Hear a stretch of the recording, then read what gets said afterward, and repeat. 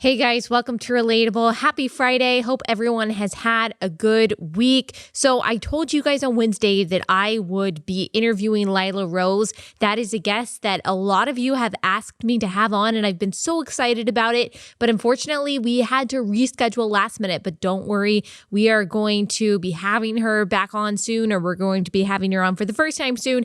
And we're going to have a great discussion. We're going to talk about, obviously, abortion, which is her expertise, the pro-life movement, some of the things that are going on a legislative level and the Supreme Court level. We will talk about birth control, a hot topic that a lot of you guys ask me to talk about. We are going to talk about some of the differences between Protestantism and Catholicism. So that should be a good, lighthearted, substantive debate. So I really look forward to talking to her, and I know you guys are excited about that too. Today, since we kind of had to redirect last minute, we're going to be doing something fun. I am going to be showing you some highlight clips, or you will be listening to these highlight clips if you are not watching on YouTube, of some of the craziest things and the best/worst things that have happened over the past week or two.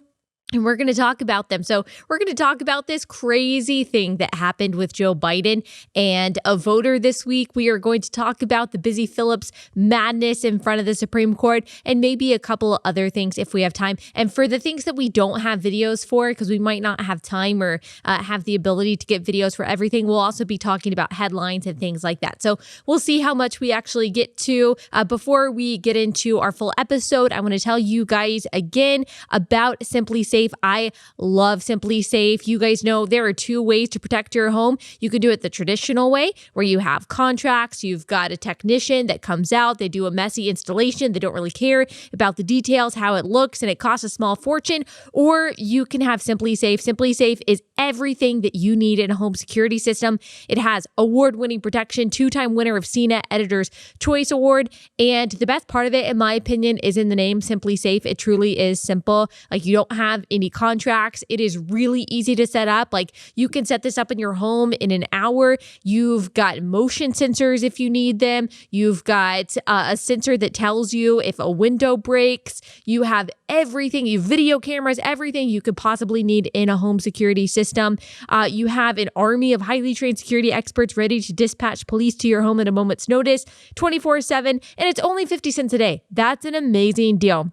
It's why The Verge calls Simply Safe the best home security system, and I would have to agree. So go to simplysafe.com/Allie. That is SIMPLI, safe.com/Allie, ALLIE. And when you do, you get free shipping and a 60-day risk-free trial. So just try it for 2 months. See if you like it. If you don't like it, no big deal. And, there's no cost to you. That's really easy.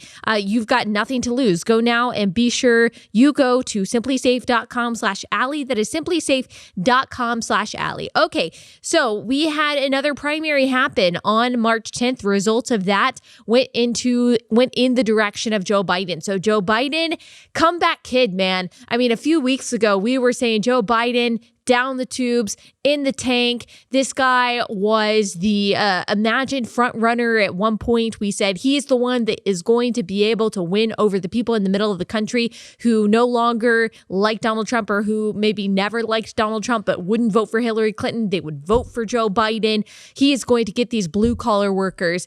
And, we thought that he was going to be the front runner, and then he completely dropped. Like, he just did not do well in the first two primaries and the first caucus.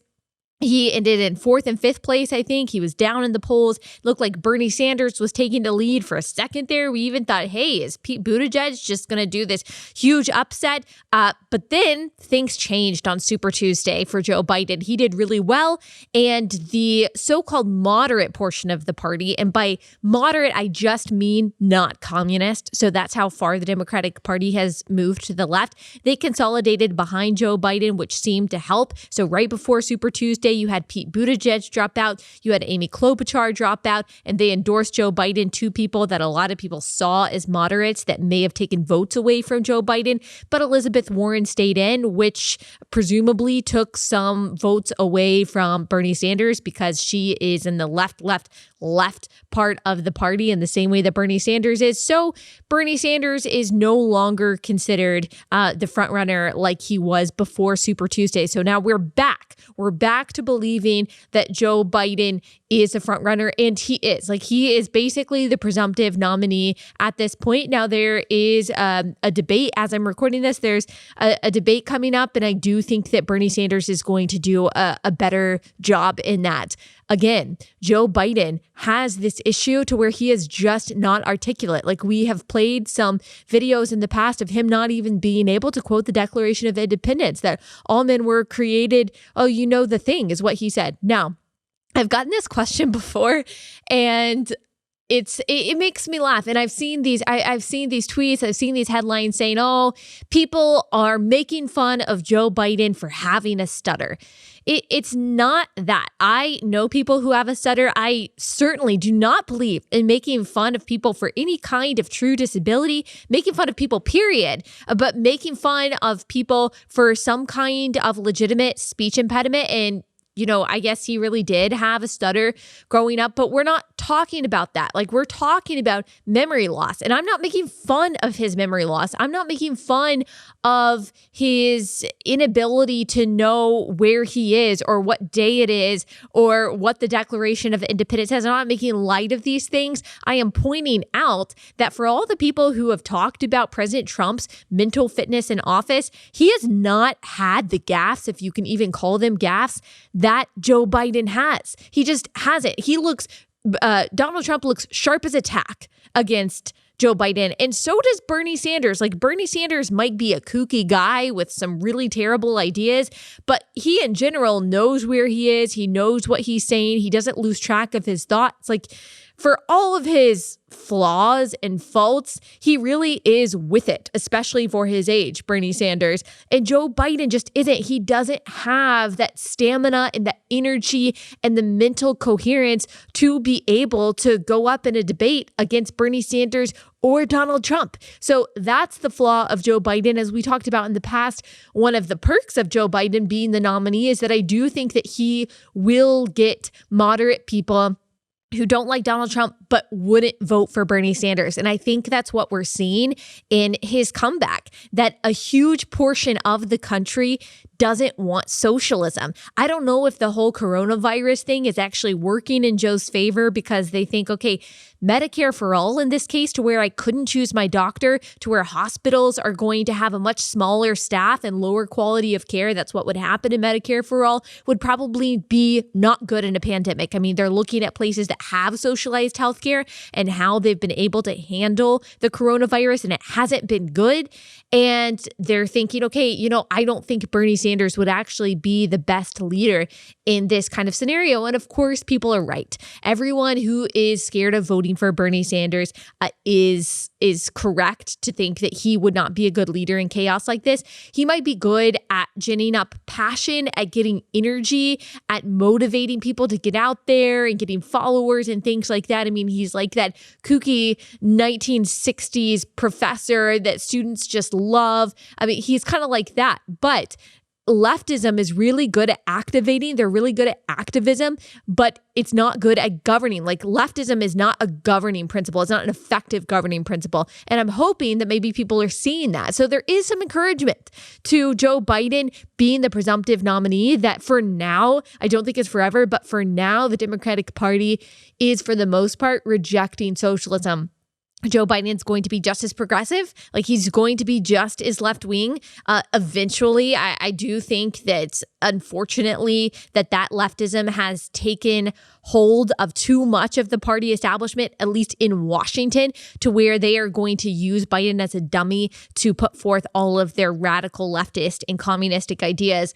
But at least for now, voters are saying, I don't want the Bernie Sanders form of leftism and socialism and all of that. Here is the problem with Joe Biden. Here's the problem for Joe Biden.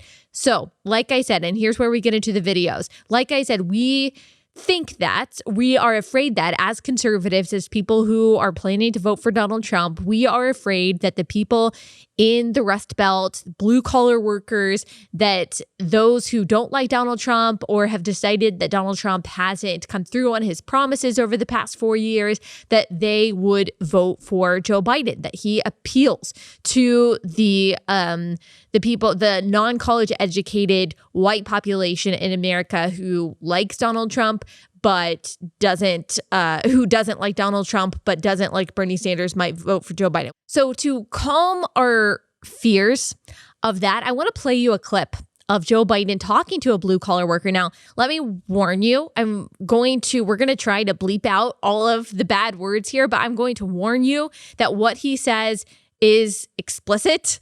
And so you might want to just fast forward through this if you've got kids around, if you've got kids in the car. But here is Joe Biden talking to just your average American. These union workers that have been working countless hours under the Trump administration, I'd like you to explain how you plan to not only keep us working, but how you intend on getting the union vote when there's a large portion of the union workers that are gun enthusiasts, and you are actively trying to diminish our Second Amendment right and take away our guns. You're full of All right, thank you. No, shush. Shush. I support the Second Amendment. The Second Amendment, just like right now, if you yell fire, that's not free speech. And from the very beginning, I have a shotgun, I have a 20 gauge, a 12 gauge, my sons hunt. Guess what? You're not allowed to own any weapon. I'm not taking your gun away at all. You need 100 rounds. So when you were with Beto, when you said you're going to take our guns, I did not say that. So that's how Joe Biden handles conflict. Like, that's how he handles confrontation, not with another leader, like not with a politician, not with anyone who is even adversarial, not with someone who is violent or something like that, but someone who is asking a basic question. And I feel bad for the guy. Like, the guy obviously had a lot of courage. He's just your average hardworking American. You can see that he had written down what he wanted to say on his phone and was reading it to Joe Biden, which I think is a really good technique, because you want to remember what you plan to say. And sometimes when you get in those situations, you can get nervous, adrenaline, it gets caught up, and you don't want to regret not saying the thing that you really wanted to say. So he's reading it to Joe Biden, obviously sincere, but confrontational, which I think is fine. Joe Biden, completely condescending, completely shuts him down. Like, it's one thing to be defensive. It's one thing to not like what the other person is saying. It's another thing to call someone explicit names and to say they're full of you-know-what. I mean, and then there are conservatives, liberals, whatever on Twitter saying, oh my gosh, the people who are criticizing Joe Biden for this, but who defend Donald Trump, who is crass. Oh, you're a hypocrite. You stop talking. I'm sorry. I have criticized Trump for being crass before, so I think that I have a right to say what I'm about to say. But even if I hadn't talked about how I don't like some of the things that Donald Trump says to people, how he talks to people, how he talks about people, even if I hadn't criticized him for those things, I think I would still have a right to say that what Joe Biden did in this clip is bad, and that I don't think Trump would do this. I really don't. Am I being naive here? I mean, he might say a lot of things about other leaders. He might say a lot of things about people in the media. There was that one time he went after the Gold Star family, and that was just a bad look. Like, that's not something that I recommend people do. But he usually goes after the people who are in power. He's not going after particular voters. Like, he is not confronting people. He's not confronting people who disagree with him, voters who disagree with him, by saying that they're full of BS. I honestly do not believe that Donald Trump would do that. I just don't. Like, I think Joe Biden, and I was with dinner at someone with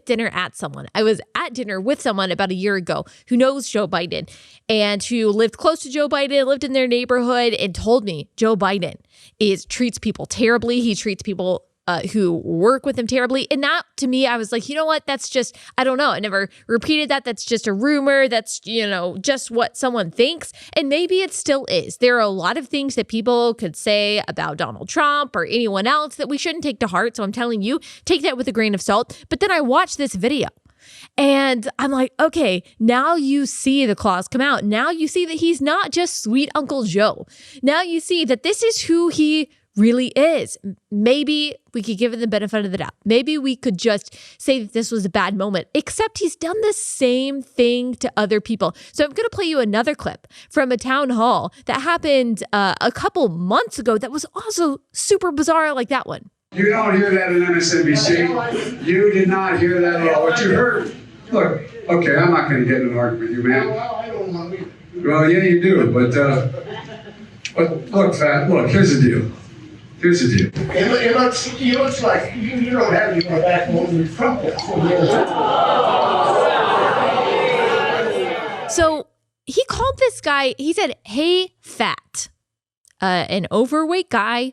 Hey, fat, I'm telling you, Donald Trump would not do that. So I don't want to hear any conversation, any comment from anyone that says that, Joe Biden has more dignity than Donald Trump. He is above the fray. He's above reproach. He would never talk the way that Donald Trump does. He is not as disrespectful as Donald Trump. There's going to be people, there's going to be Christians who justify their vote for Joe Biden by saying something like that. Well, guess what? Joe Biden is not only just as crude, just even more, I would say, crude and crass and rude than Donald Trump. He also supports infanticide. So there's really no winning with Joe Biden if you're a Christian and you're trying to vote according to a biblical worldview. You can make your argument against Donald Trump, but you can't make an argument from a Christian worldview for Joe Biden. Even just the abortion portion alone is enough to make you say, no, my vote's not going to be for him. But even if you're trying to build some argument based on decorum, like based on dignity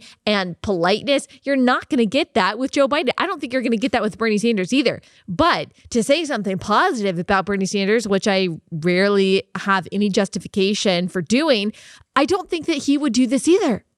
This is just bizarre. I really don't. I mean, you've seen Bernie Sanders all worked up, and we're about to actually play a clip of him being very befuddled, but he doesn't react in this way. He seems to have it together. He seems to be more respectful than Joe Biden is. I mean, this is very revealing of who Joe Biden is and what he thinks about people. So if we ever had the idea that Joe Biden is one of the people, that he is,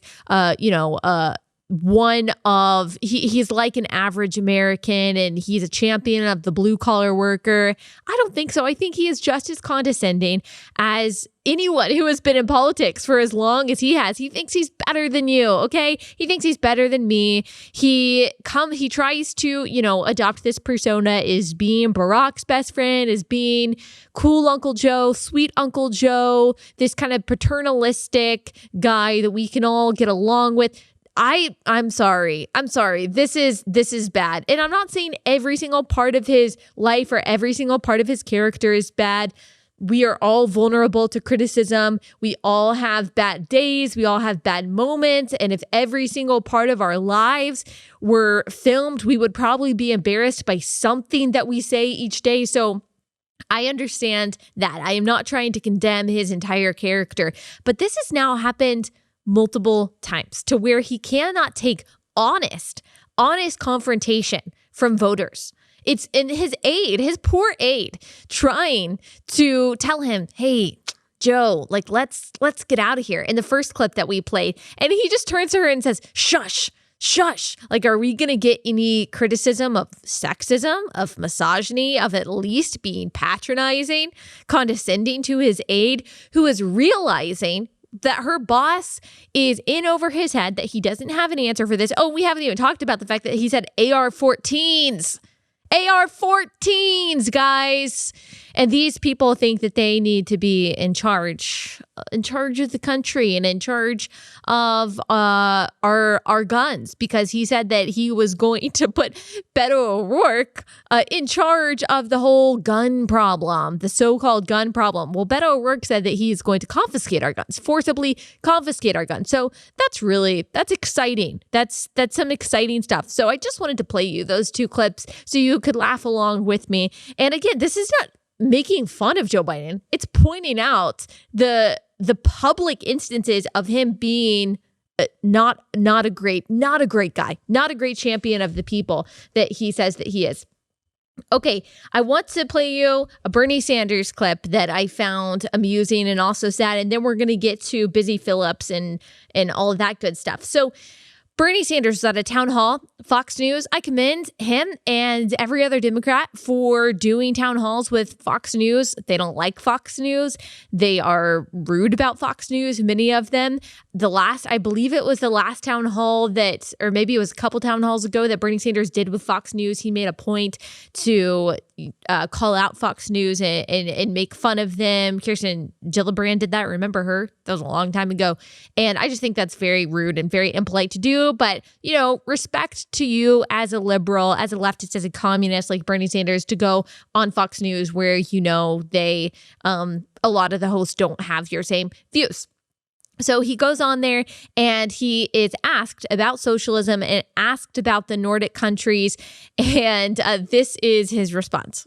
If you look at examples in Sweden and Denmark, they have been lowering or cutting property taxes, lowering corporate taxes, allowing vouchers for schools, for public schools and private schools, which is one of the reasons why their education has improved. The founder of IKEA, who famously came back, left his home country, moved here, has now gone back because he says the tax environment for him is getting better. So they appear to be moving away more towards market reform and not towards what you're describing you'd like to see here. All right. But and I'm not an expert on the current economy in Sweden, but disagree with me if you want.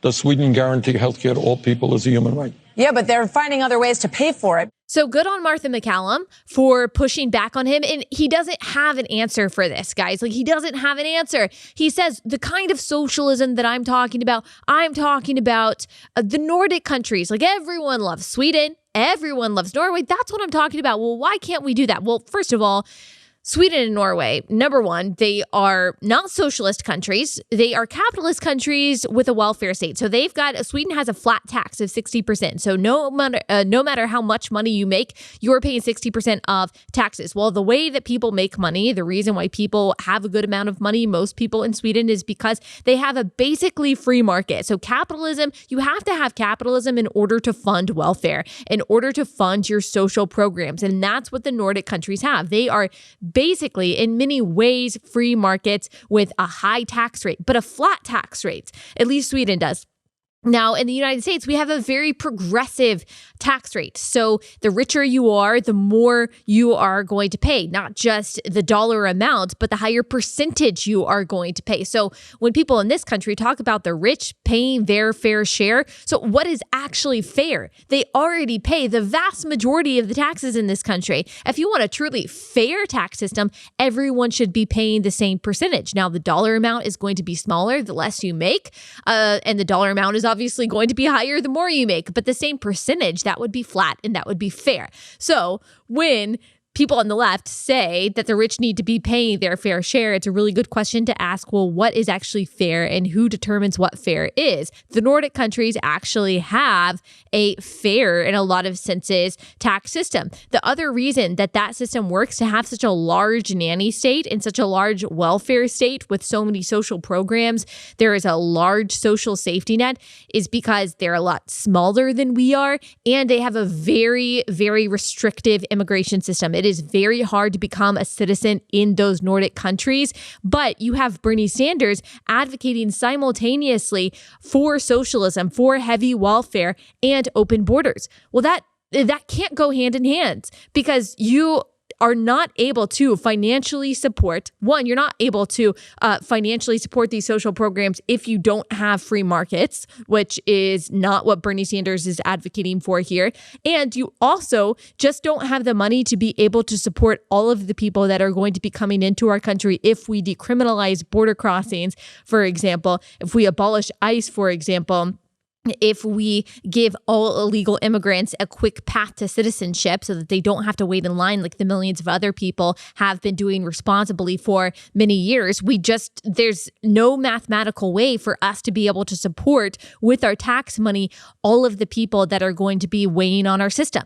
So the kind of system that Bernie Sanders is advocating for here actually cannot be seen on the world stage. And it can't be seen. There's not a success story for what Bernie Sanders is advocating for throughout history. In fact, every time anything like this has been tried, it has failed. You can't have open borders. You can't have as big of a country as we do. You can't have this kind of progressive tax system to where you are taxing the billionaires and the millionaires out of their wealth completely and still be able to fund all of the social programs that he thinks that we need. But my point is that people don't really care. Like, people don't care who support Bernie Sanders. They just like his enthusiasm. They like his moral arguments. They like that he is presenting a rebellion. He is presenting a revolution. It makes people feel good. It makes people feel virtuous. And they say, yeah, we should take care of the poor. Yeah, people should have health care. Yeah, education should be free.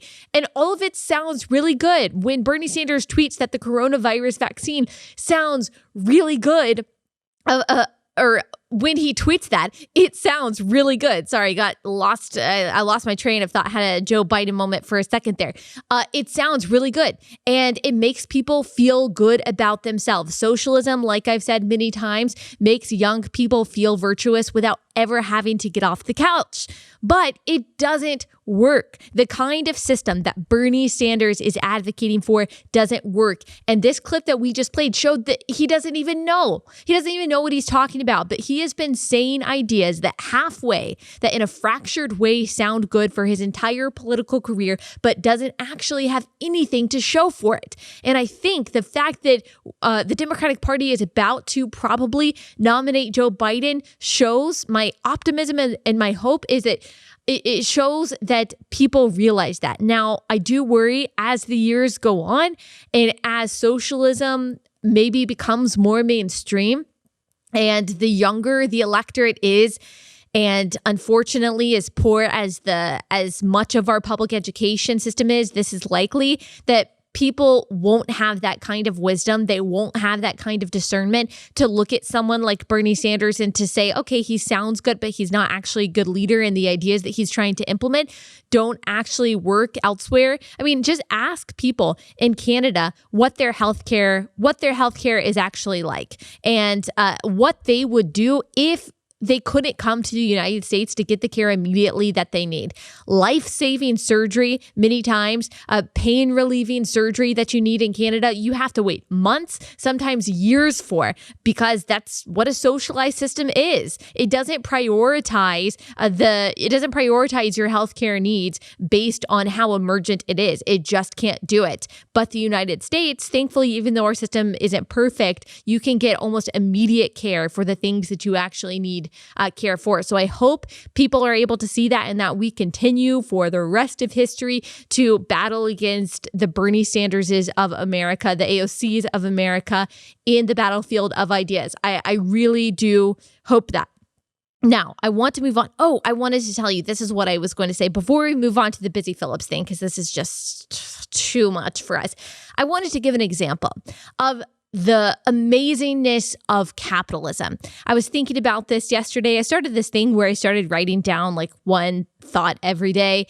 I was thinking about just the amazingness of capitalism. So I was talking to someone who is a babysitter for a family, and this mom works and the dad works. The mom works part-time and pays a babysitter to come sometimes, and the babysitter is an immigrant from Africa. She's been here for a long time. She's becoming a citizen, and she helps out her family who is still in Africa. Well, ever since she got this babysitting job just for a few hours every week, and she's been paid from that, she has been able to take the extra money that her family now has here, send it over to her family in Africa. And her family in Africa, for the first time, was able to install solar power, so they have electricity for the first time in their lives in rural Africa.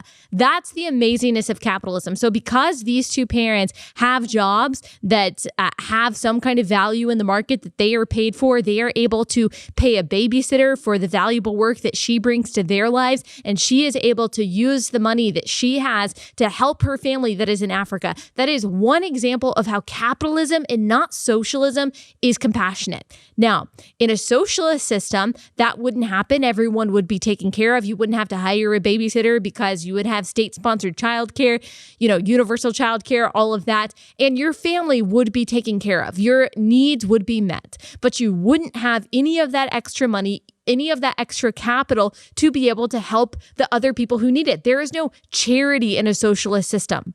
You don't have the ability to send money over to your poor parents in Africa to make sure that they have electricity for the first time in their lives. That is why capitalism, not socialism, is compassionate. Because people, when they are freed, when they are given the opportunity to make money and then given the freedom to be charitable and to be generous, many people take that opportunity. You don't get generosity in a socialist system. There is greed and generosity in a capitalist system. There's only greed in a socialist system.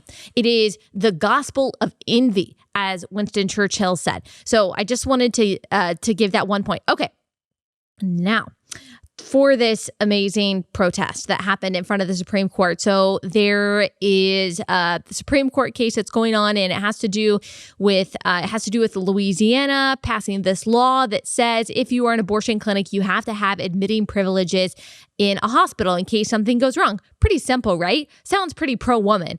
So if something goes wrong in the abortion, which does happen either for the woman or the child, the abortion clinic has admitting privileges into a hospital for the case of an emergency. Very simple. Well, abortion activists are very, very upset about this because they say that it is a more of a restriction on abortion access, and they think it's just terrible that doctors should have to have admitting privileges with a hospital because they think that if something goes wrong in a woman's abortion procedure, then she should just be left there to fend for herself. And they say, oh, that never, ever happened. So really great bunch, all of them. And apparently, I don't know why the abortion advocates of the world have decided that Busy Phillips is going to be their spokesperson, but they have, and I just want to play you a little bit of her inspiring speech. Here I was, sitting in Los Angeles in my beautiful office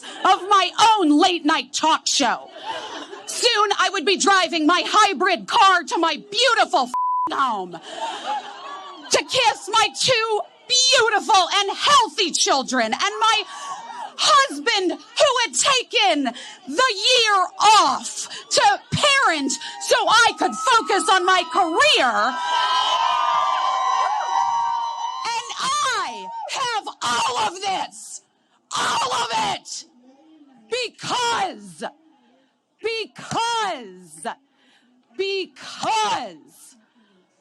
I was allowed bodily autonomy at 15.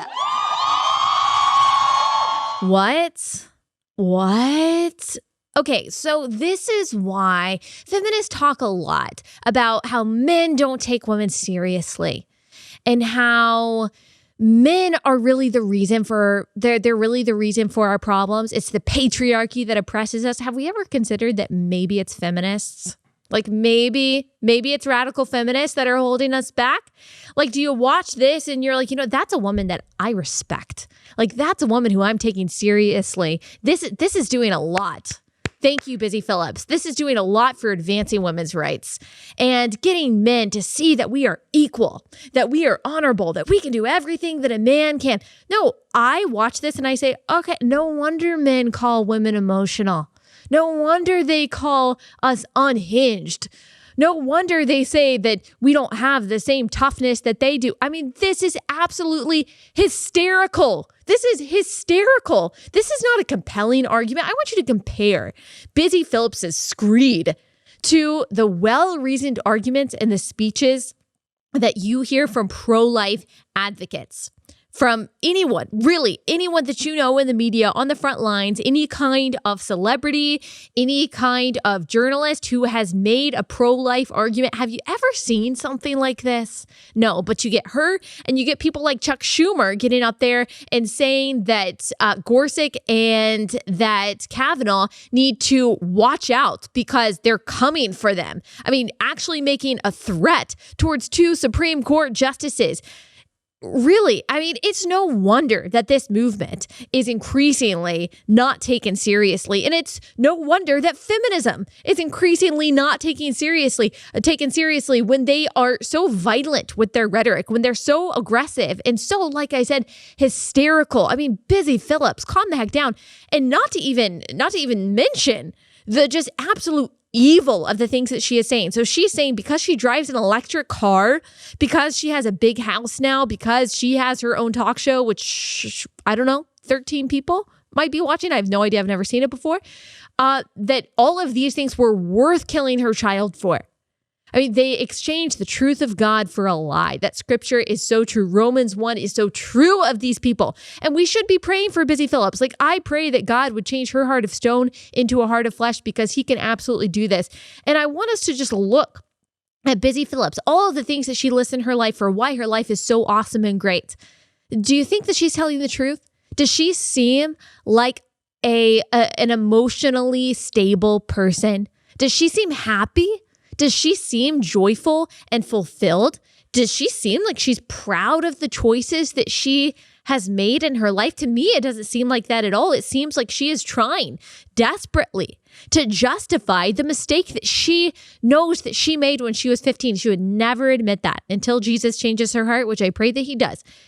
She would never admit that because, of course, I mean, you don't want to deal with that kind of regret and that hurt and that trauma and all of that. It's much easier to yell and scream and throw crazy temper tantrums like this to cover up any kind of pain or guilt that you might be feeling. I mean, that's what's behind all of these shout your abortion movements, this whole abortion is moral movement that is happening on the left. I mean, it's absolute craziness, but I want you to be honest with yourself. If you're a feminist and you're listening to Busy Phillips, are you like, this is someone that I want to emulate? Like, I want to be like her. I want to replicate that attitude in my life. I don't think so. And then I just want to play you one other clip from an amazing leader of this country, Rashida Tlaib. Here it is. This past year, I realized, my, are they obsessed with our bodies, how we talk, how we look, what we stand for? I mean, this type of policing of our bodies is so interconnected to all the social justice movements all around the country. I represent the third poorest congressional district in the country. This issue is an economic justice issue. This issue is a racial justice issue.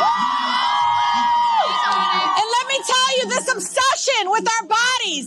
You know, I in the legislature, in the Michigan legislature for 6 years, used to say to people, yo, you know what? You're so freaking obsessed with what I decide to do with my body. Maybe you shouldn't even want to have sex with me or with you or with any women. The power that we have over our bodies to push back and use that power in saying enough is enough. We won't stand by for you to commercialize, for you to profit, for you to do all the things you do to what? To make us less than in this country. Because that's what it does. So I want you to know there is more of us than them. Again, I say, what? What? Rashida Tlaib?